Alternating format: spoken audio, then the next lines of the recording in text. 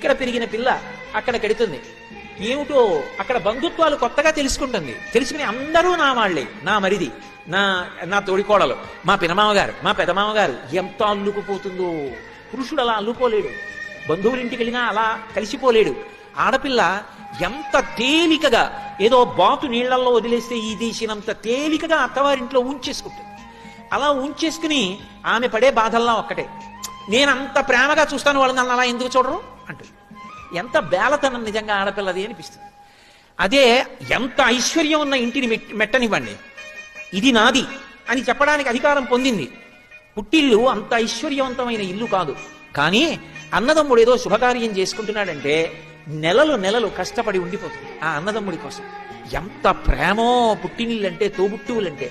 ఆ తోడబుట్టినవాడు శుభకార్యం చేసుకుంటే పీటల మీద కూర్చొని ఉండగా మంగళహారతి ఇవ్వడానికి మురిసిపోతుంది నా హక్కని.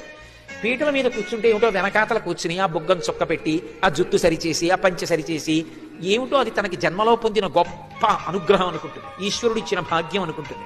ఆ మంగళహారతి ఇచ్చినప్పుడు పళ్ళెల్లో 100 రూపాయలు వేస్తే ఆమెకు కోట్లు ఉన్నాయి భర్తకి. ఈ 100 రూపాయలు పగిలంగా పట్టుకెళ్ళి మా అన్నయ్య ఇచ్చాడు, మా అన్నయ్య ఇచ్చాడు, మా అన్నయ్య ఇచ్చాడని దాచుకుంటాడు. ఓ 100 రూపాయలు నేత చీర పెడితే ఆ చీర కట్టుకుని మా అన్నయ్య ఇచ్చిన చీర, మా అన్నయ్య ఇచ్చిన చీర అంటుంది. ఆడపిల్ల హృదయానికి ఉన్న సౌకుమార్యం నిజానికి పురుషుడికి ఎక్కడుంది? అందుకే లోకంలో 3 వానల్లో 1 వాన దేని వలన పడుతుంది అంటే సౌశీల్యవతులైనటువంటి స్త్రీల వలన